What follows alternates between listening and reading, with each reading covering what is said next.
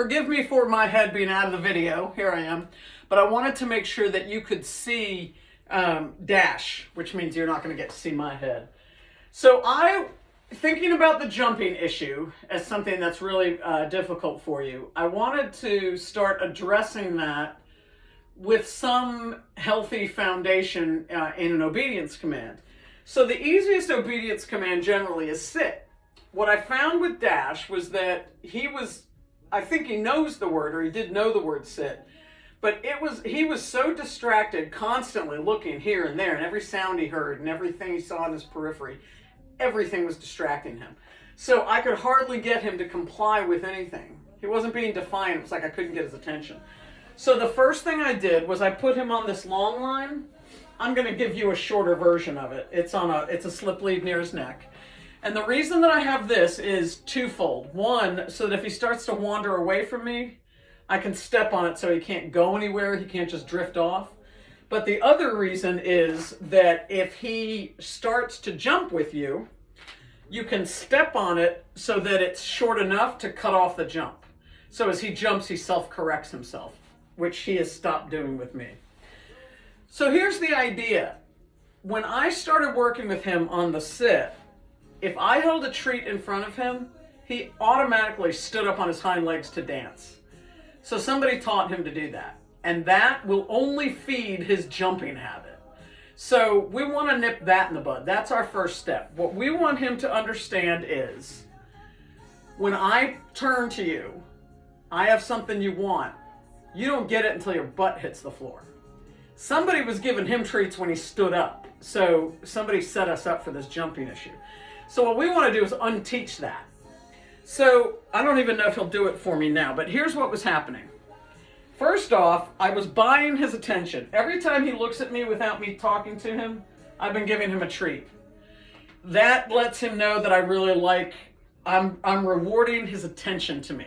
So if you have any issues with him paying attention to you, I want you to start doing this. He just looks, he's looking because I have treats. Ah, that was nice. Anytime he sits, whether you told him to or not, you give him a treat.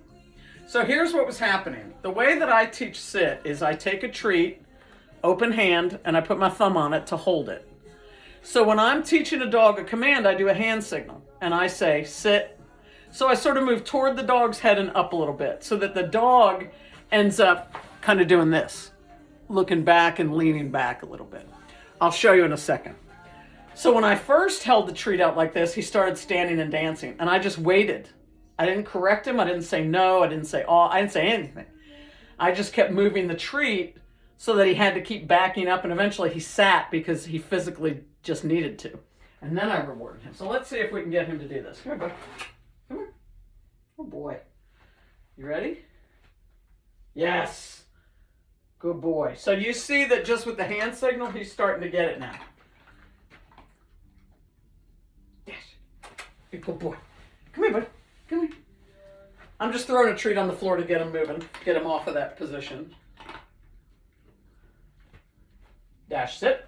Yes. Good boy. Good boy. Now, he's being so sweet and good, probably because he's tired. But here's what I want you to see. I want you to practice doing this, and I'm going to show you at home. But you're going to have him wearing this slip lead. And what I want you to do is you'll put your foot on the slip lead. There's plenty of looseness there. It's not pulling on him at all. And you're going to say, sit. Yes. But this way, if he starts jumping, you're going to have your foot on the lead at a distance that makes the lead stop him from the jump. It interrupts the jump. Okay? So, sit. Good. So the only thing that I want you to work on with him right now is rewarding the sit, showing him that you want sit to be automatic. So that if he wants something from you, if he wants your attention or he thinks you have something, his go-to is going to be sit instead of jump. Okay? We're going to replace it, which means we have to first replace this dancing thing that he was doing, which he might be over with now because you can see he's not jumping anymore. So, if he looks at me without me requesting it, like he just did, that was a passing look. So if he, see how he's looking at me now? Just so you know, I'm looking away from him. I'm looking at the camera. That's how I knew he was looking at me. Or anytime he sits, we give him something. And we don't get all excited and crazy about it. See how my tone has not changed?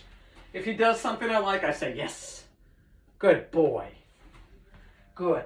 So everything in this lesson is about him paying attention, and him learning that butt on the floor, butt on the floor, butt on the floor.